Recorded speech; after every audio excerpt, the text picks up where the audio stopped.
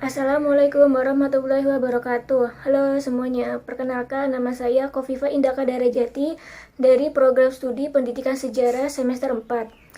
Di sini saya akan menjelaskan bagaimana peran keluarga, terutama orang tua dalam mendampingi anak belajar di rumah selama masa pandemi COVID-19. Video ini saya buat untuk memenuhi tugas dari mata kuliah Pendidikan IPS. Di masa pandemi COVID-19 yang telah berlangsung selama 2 tahun belakangan, yang tepatnya pada awal tahun 2020 di bulan Maret. Saat itu, Indonesia sedang dilanda wabah penyakit yang sangat menular.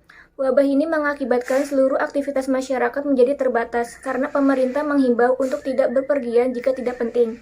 Dengan adanya himbauan tersebut membuat masyarakat mengalami masa sulit, termasuk anak. Anak harus mengalami berbagai permasalahan, salah satunya belajar dari rumah. Disinilah peran keluarga, terutama orang tua dalam mendampingi proses belajar anak di tengah masa pandemi COVID-19 dan memberi motivasi serta dukungan agar tetap senantiasa belajar.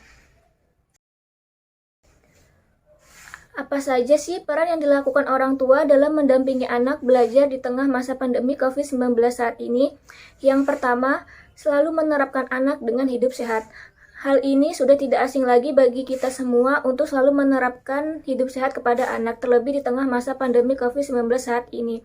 Mengajarkan anak selalu mencuci tangan ketika setelah keluar dari rumah atau menyentuh benda apapun, membawa hand sanitizer kemanapun kita pergi, dan selalu mengkonsumsi makanan yang sehat seperti buah, memperbanyak minum air putih, dan memakan sayur-sayuran. Hal ini untuk menambah daya tahan tubuh kita agar virus tidak mudah masuk ke dalam tubuh. Yang kedua, selalu mendampingi anak dalam proses belajar mengajar yang dilakukan secara daring dan dalam mengerjakan tugas-tugasnya. Karena selama masa pandemi, orang tua menjadi guru di rumah untuk anaknya. Orang tua juga harus bisa membuatkan jadwal dan aturan.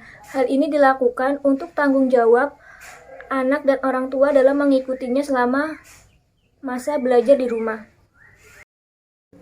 Yang ketiga, membantu anak dalam membuatkan ide untuk menuliskan kegiatan positif apa saja yang bisa dilakukan selama pandemi COVID-19. Hal ini dilakukan bertujuan agar hari demi hari kegiatan yang dilakukan oleh anak terbilang produktif. Yang keempat, pentingnya komunikasi antar anak dan orang tua untuk membangun hubungan positif dengan anak. Selalu menanyakan apa yang bisa dibantu ketika anak sedang mengalami kesulitan dan selalu mendengarkan curhatan anak agar senantiasa anak merasa diperhatikan oleh orang tuanya.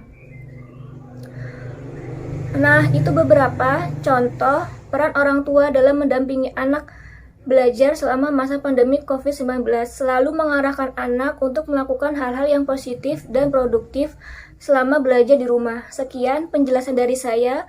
Wassalamualaikum warahmatullahi wabarakatuh.